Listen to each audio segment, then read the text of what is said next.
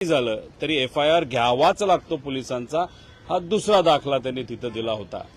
त्यामुळे त्यांनी एकच प्रश्न केला की या महाराष्ट्रामध्ये एका व्यक्तीचा, एका मोठ्या नेत्याचा, महाराष्ट्राच्या देशाचा नागरिकाचा जर एफआयआरच होत नसेल तर ही अतिशय दुर्दैवी गोष्ट आहे।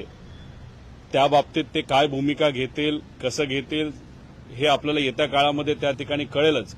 पण त्यांनी सांगितलं की दादांना मी ओळखत होतो, जवळून आम्ही काम केलेलं आहे, जेव्हा केव्हा भेटायचो आम्ही तेव्हा बोलायचो।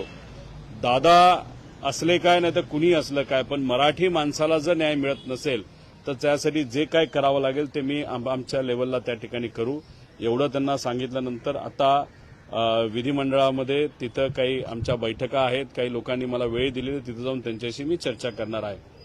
दादा, कालपर्यंत सीआयडीच्या चौकशीसाठी सगळेच रिपोर्ट्स येण्यासाठी वाट पाहत आहेत। खरं तर पायलट देखील जिवंत असल्याचं सांगितलं जात आहे, कोणत्या तरी देशात असल्याचं देखील म्हटलं जात आहे। नाही बघा, जे कुठले पायलट ते विमान चालवत होते ते जिवंत आहेत असं समजून चालणार नाही।